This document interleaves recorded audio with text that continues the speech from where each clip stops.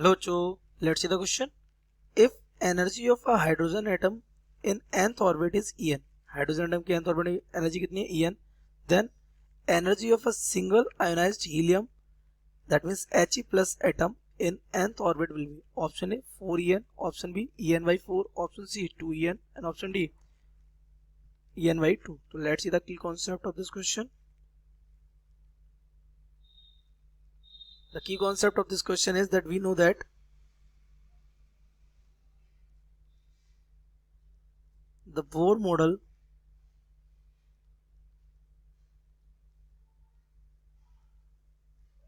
is applicable to hydrogen like atoms.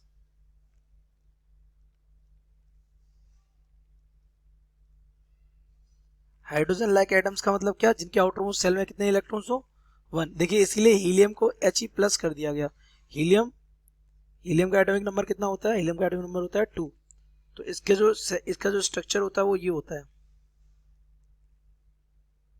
ये cell एक ही होती है लेकिन इसके आउटर मोस्ट सेल में कितने इलेक्ट्रॉन होते हैं, 2.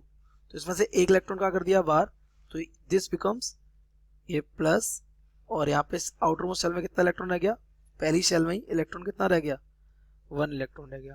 तो ये वाला लॉजिक है. लेकिन इसके लिए हमारा Z इक्वल कितना है, 2. जबकि हाइड्रोजन के लिए कितना होता है, फॉर हाइड्रोजन Z इक्वल कितना होता है, 1 होता है.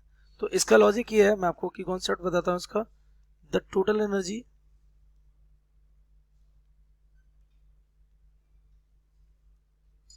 of nth orbit of hydrogen like atom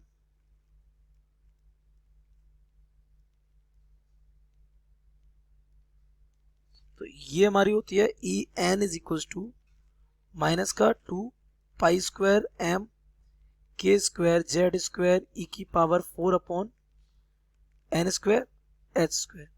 ये रहती है हमारी क्या, टोटल एनर्जी.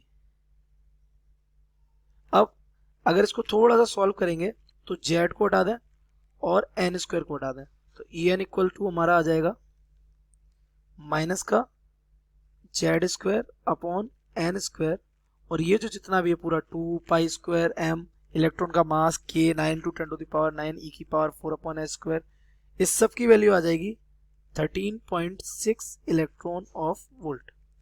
ये हमारा लॉजिक बन जाता है. और करके हम इसको ये लिख सकते हैं. अब for hydrogen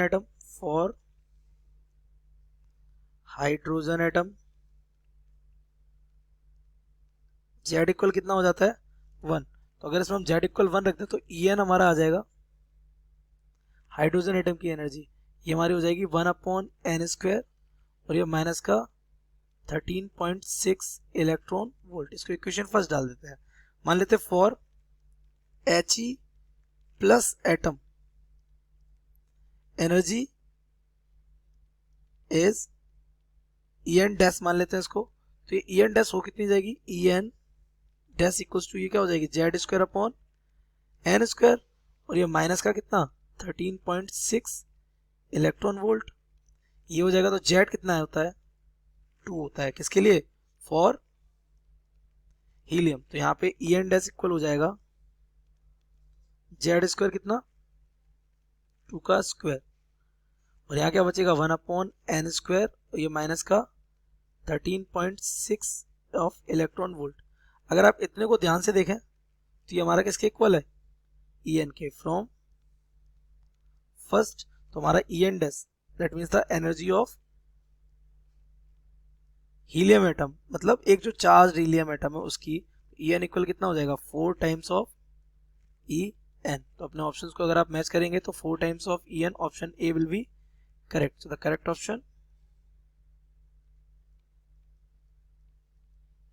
A. I hope you have understood it well. Best of luck.